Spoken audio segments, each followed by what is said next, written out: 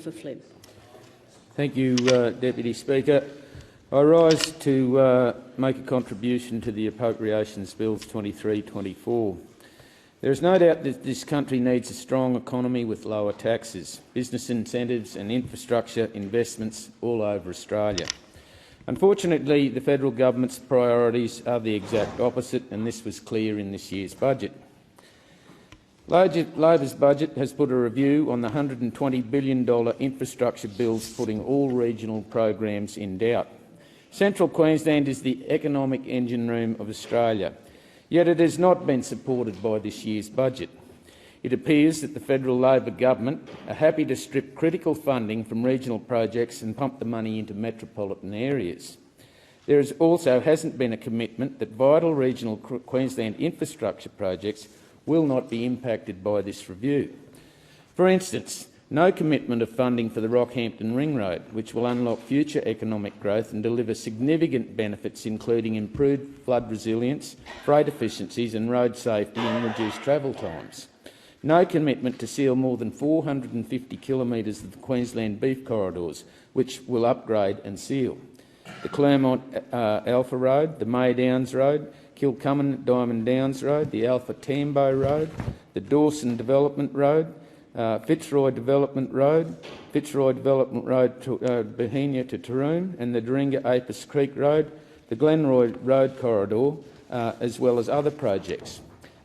No commitments for upgrades to the inland freight route, Charters Towers to Mungandai, which is an important alternative north-south route to the Bruce Highway and North Coast Rail Line, particularly during extreme weather events.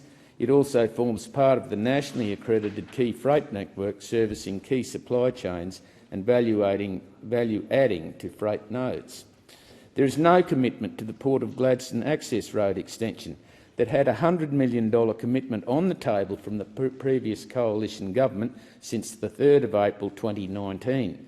This funding was to provide an alternative route for heavy vehicles accessing the Port of Gladstone to increase freight efficiencies and improve safety for local motorists. There is no commitment for Paradise Dam to restore the 170,000 megalitre structure back to its original 300,000 megalitre capacity by reinforcing its walls to their original height. Enough delays and reviews. The federal government need to commit to funding these critical projects. I acknowledge the government's $2 billion for upscaling green hydrogen production in Australia and particularly in the Gladstone area this year. What this government does not understand is the fact that hydrogen industry plans for Gladstone will also need water. It takes approximately 10 litres of fresh water to make a kilo of hydrogen. And if we are serious about making a world-class hydrogen industry in Gladstone that can create industrial quantities of hydrogen, and I'm talking about millions of tonnes annually, then where is the water coming from? Where are the ideas and plans to supply water and more water infrastructure? On a positive note, the government has done somewhat to address the cost of living pressures felt by many Australian families by increasing rent assistance, job seeker allowance, single parenting payments, cut-off and tripling of the Medicare rebate. However, many people will not be eligible for these cost of living assistance measures, and it remains what effect will this have on inflation and interest rate rises. Already the Reserve Bank is signalling more possible rate rises. The Labor government has also announced a 6% increase on the heavy vehicle road user charge per year over a 3-year period, which equates to more than an 18% increase over 3 years.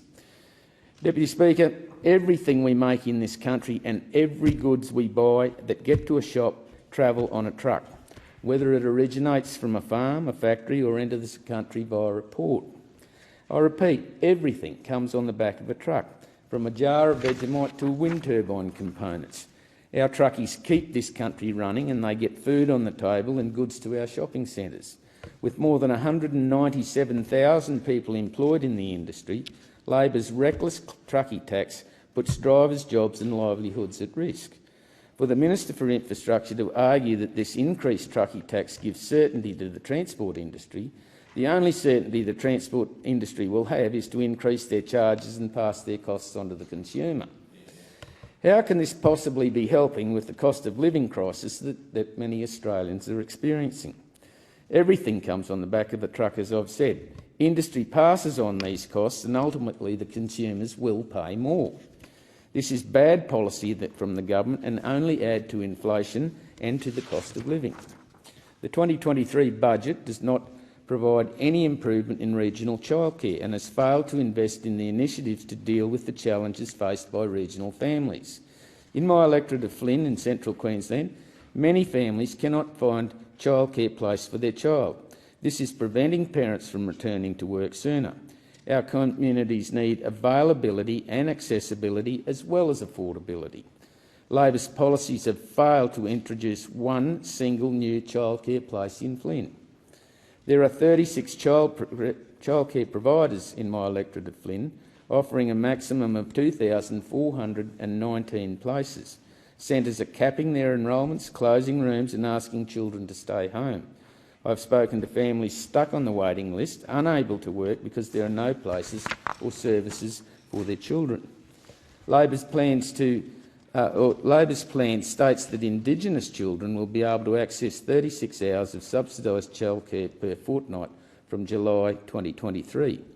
In Woorabinda and Eidsvold, which are large First Nations Indigenous populations, do not have any childcare facilities available at all.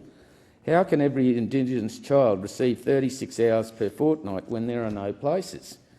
Labor is willing to spend billions on early learning, and not a single dollar will go towards creating new places for children who need it the most. Deputy Speaker, the Labor government has broken its headline election commitment to older Australians to have a registered nurse on site 24 hours a day, 7 days a week in every childcare home in the Flynn electorate by the 1st of July 2023. Labor's expedited one-size-fits-all approach to aged care regulation failed to consider the significant workforce challenges currently before the sector. The government has continued to cause serious distress and uncertainty for aged care providers and older Australians they care for by bringing forward the Royal Commission's timelines and imposing rigid constraints on the industry. In doing so, they were more focused on trying to tick and flick an election commitment than on genuinely responding to the needs of these older Australians. I support older Australians receiving the best possible care, and I condemn Labor's actions as reckless and damaging to the industry. Just recently, it was reported that 23 aged care homes have shut their doors since September last year. I think the government should guarantee from the minister no more facilities will close as a result of the government's actions. Labor have also broken another election promise to deliver 50 urgent care clinics within their first 12 months in government, including the clinics promised in Rockhampton and Bundaberg. On the eve of the election, the Prime Minister's own Finance Minister, Katie Gallagher, promised that an elected Labor government would have 50 urgent clinics up and running across Australia within the first year. This promise has been consistently reiterated on the floor of Parliament during the last budget estimates, despite the government being unable to confirm even the locations of these clinics. I've now been advised that the timeframe for opening a Medicare urgent care clinics in Queensland will be contingent on the outcomes of the EOI processes. They are now aiming at having clinics open before July 1st, 2023 if possible, and if not by the end of the calendar year. And the clock is ticking. No wonder why people can't trust this government. Deputy Speaker, while Labor have implemented changes to the pharmaceutical benefit scheme, allowing 60-day dispensing instead of 30, this will risk unintended consequences such as rural medical supply shortages. The government policy cuts $3.5 billion out of community pharmacies, cutting vital services for patients. The impacts of these cuts will affect small, rural and remote pharmacies, significantly resulting in the reduction of services, opening hours and, in some cases, closures. The Albanese government must provide a strong guarantee that this change will not harm the viability of community pharmacies and therefore not another broken promise.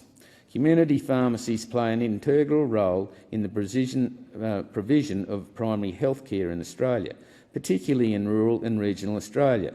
and we do not want to see any community pharmacies closed as a result of the government's actions. Australian patients deserve affordable, accessible and safe access to their pharmacy services. This should be true whether they live in rural and remote Australia or in metropolitan Australia.